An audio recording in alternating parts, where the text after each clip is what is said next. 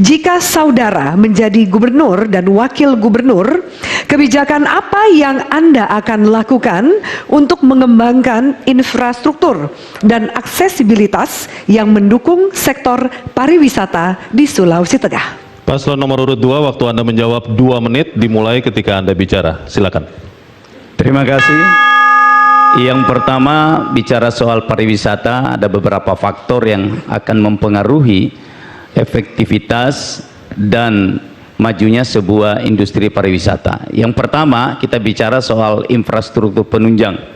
Kita di Sulawesi Tengah sudah tiba saatnya nanti ke depan kita usahakan supaya Bandara Sis Al Jufri itu menjadi bandara yang bisa dilayani oleh pesawat-pesawat yang berbadan besar berasal dari luar negeri misalnya, sehingga turis-turis dari mancanegara tidak perlu lagi ke provinsi lain tapi langsung di Palu.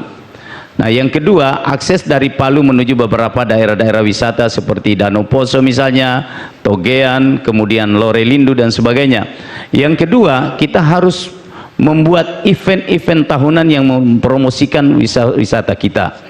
Promosi wisata bisa dilakukan melalui milenial kita, influencer yang bisa melakukan promosi besar-besaran terhadap potensi pariwisata yang ada di Sulawesi Tengah. Karena kita tahu betul bahwa potensi kita ini sangat-sangat luar biasa, tapi memang harus dilakukan sebuah kebijakan yang sangat besar dan strategis, terutama berkaitan dengan bagaimana menciptakan sumber daya manusia insan pariwisata di Sulawesi Tengah, termasuk bagaimana kita menciptakan sebuah organisasi yang bisa mengelola sektor pariwisata di Sulawesi Tengah dengan efektif dan efisien. Dan tentu yang paling inti adalah promosi yang besar-besaran harus kita lakukan, karena industri pariwisata adalah industri nomor 1 yang bisa memajukan sebuah daerah dan negara. Terima kasih. Terima kasih. Dan kami persilakan bagi paslon nomor urut 3 untuk menanggapi jawaban dari paslon nomor urut 2. Waktu Anda 1 menit dimulai ketika Anda bicara. Silakan. Terima kasih. Saya banyak setuju dengan apa pikiran dia, tetapi saya telah melakukan ada satu kebudayaan 3000 tahun sebelum Masehi tidak pernah diangkat orang. Saya mengangkat waktu saya kemarin, sudah saya angkat menjadi kawasan megalit namanya Lorelindu. Itu megalit kami 3000 tahun sebelum Masehi, berarti sama dengan Sphinx yang ada di Mesir.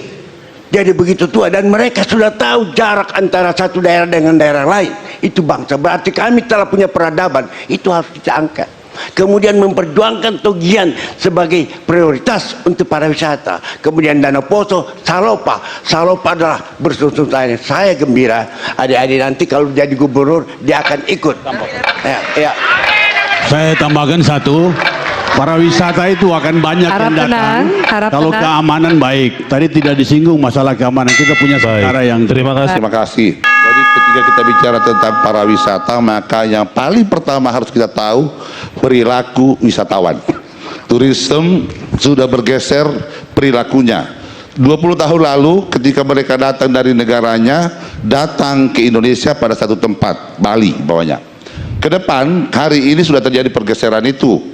Maka ke depan kalau kita mau ingin mengembangkan pariwisata Sulawesi Tengah adalah menyetarakan prasarana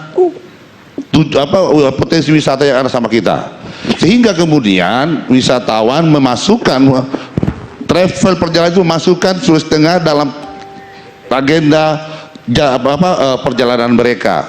Terus kemudian kedua, apa sih yang dicari turisme? Maka ke depan kami ingin memastikan bahwa di Sulawesi Tengah akan dibangun satu tempat standar budaya di mana seluruh kebudayaan Bali, Jawa itu bisa dilihat oleh turis di Sulawesi. Baik, waktu sudah selesai.